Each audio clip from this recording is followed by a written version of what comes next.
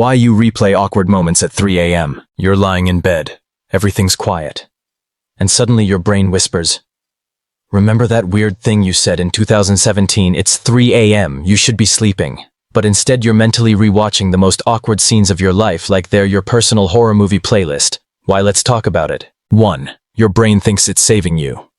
Your brain does not actually hate you. It is not plotting your emotional downfall at 3 a.m. while you are just trying to exist under a weighted blanket. It genuinely thinks it is helping.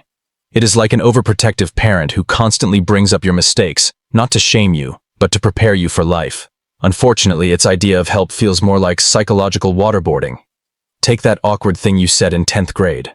The one where you raised your hand, mispronounced photosynthesis, and the whole class laughed. Yes, that one. It pops up again in your mental theater uninvited. Why? Because your brain believes that if it replays that humiliation enough times, you will be permanently vaccinated against future embarrassment. Like, hey, remember this nightmare? Let's relive it in high definition so you never mess up again. Cool. Thanks, brain. It is a flawed survival tactic. This mental rewind is not about punishment. It is about control. Your brain is wired for pattern recognition. It sees social mistakes the same way it sees danger in tall grass. One awkward encounter. It catalogs it like a lion sighting.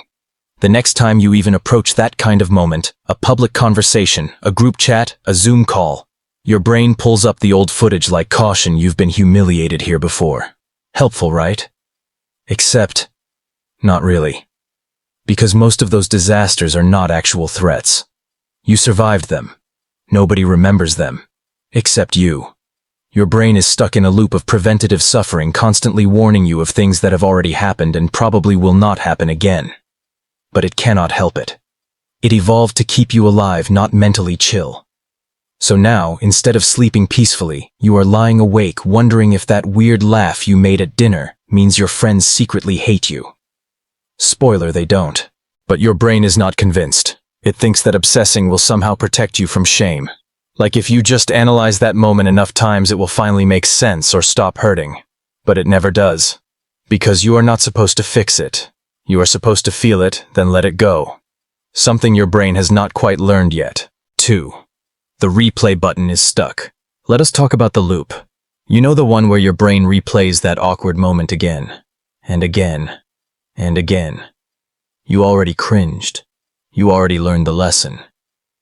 But your brain, it acts like a malfunctioning DVD menu from 2003 stuck on repeat, and the skip button is missing. This is not drama. It is not overthinking for fun. It is something called rumination, and it is basically when your mind turns into a washing machine set to eternal spin cycle.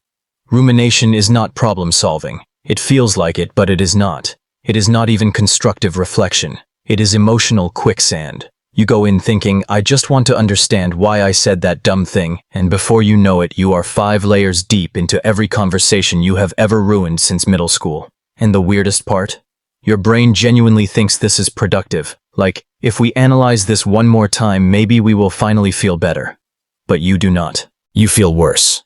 Because the loop is not designed to help. It is designed to distract you from the underlying emotion, shame. Or maybe fear. Or that fun combo existential dread sprinkled with insecurity. It usually hits at night. Why? Because your brain has no emails to reply to, no chores to fake doing, and no people to perform for. The silence outside gives your mind the perfect excuse to turn up the internal volume. That is when the reel starts rolling. It replays your worst hits like a twisted highlight reel. Remember when you laughed too loud at that joke nobody else got? Remember when you waved back at someone who was not waving at you? Yes. Thanks. Vividly. And even if you manage to shut it off, it comes back the next night. Same moment, same cringe, different angle. Your brain is directing a full documentary series on your social failures, and you are the unwilling star. But here is the real kicker. This loop does not make you better. It makes you stuck. Rumination does not solve the moment. It preserves it. It keeps the wound fresh so your brain can keep pretending it is doing something useful. Meanwhile, sleep, peace, emotional healing. They are all just waiting for your brain to hit stop. 3. Your inner critic is loudest at night. During the day you are busy. Notifications buzz. People talk. The world demands your attention. And your inner critic, it stays mostly quiet. Maybe it whispers once in a while, like when you send a risky text or trip on the sidewalk and pretend it was intentional. But mostly it stays in the background. A passive hater. A low-level static hum. But then night falls. Everything goes quiet. No meetings, no distractions, no memes scrolling to numb your neurons. And that is when your inner critic comes out fully caffeinated, freshly sharpened, ready to dissect your personality like a bad science experiment. It says things like, remember that one thing you said that made the room awkward for 0.3 seconds? Or you laughed too loud, again. Or the classic, you are not just annoying, you are permanently unlovable. It is brutal, relentless. And somehow it knows exactly which buttons to push, usually the ones labeled deep insecurity, fear of abandonment. And why are you like this? Psychologists call this negative self-talk. But let us be honest, that label sounds way too chill for what it actually is.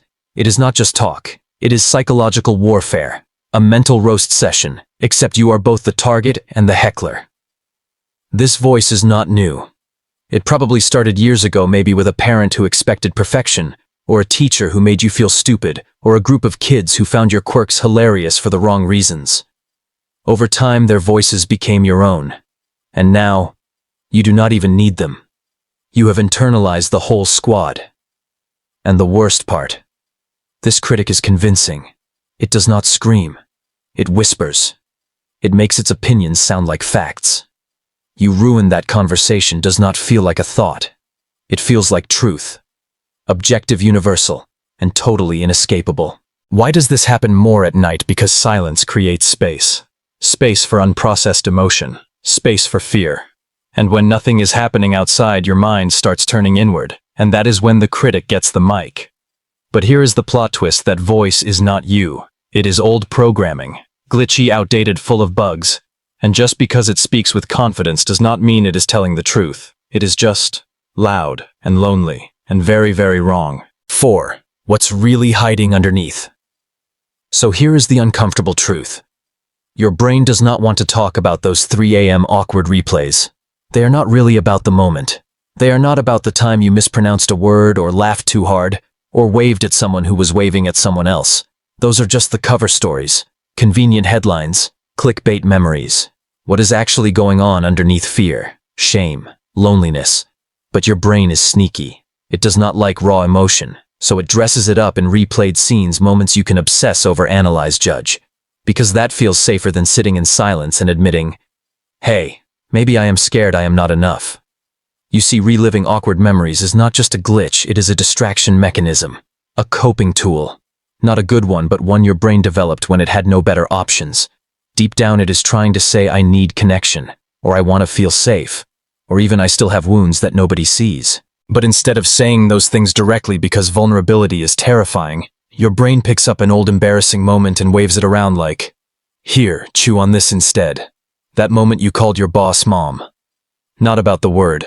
Probably about your need to be seen as competent. That time your joke fell flat. Probably about your fear of rejection. That weird text you sent and overanalyzed for 3 days. Probably about the part of you that does not believe you are lovable unless you say the perfect thing. And the thing is, these replays only show up when you are alone, when all the noise is gone, and it is just you and your brain and the echo chamber of what if. Because your subconscious knows you cannot fix a feeling by ignoring it.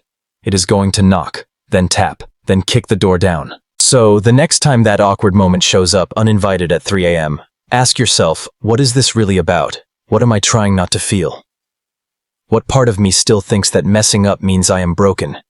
Because maybe it is not the memory that is haunting you. Maybe it is the meaning you gave it, the story that says, this is proof I do not belong. But that story, it is just that, a story. And you are allowed to write a new one. You're not broken, you're not too sensitive. You're just human with a glitchy alarm system. The memories feel bigger at night because silence makes space for the noise inside. Next time it hits at 3 a.m., try this. Tell your brain, not now. Save the cringe for daylight. Or just binge this channel. It won't fix your life, but at least you'll feel less alone.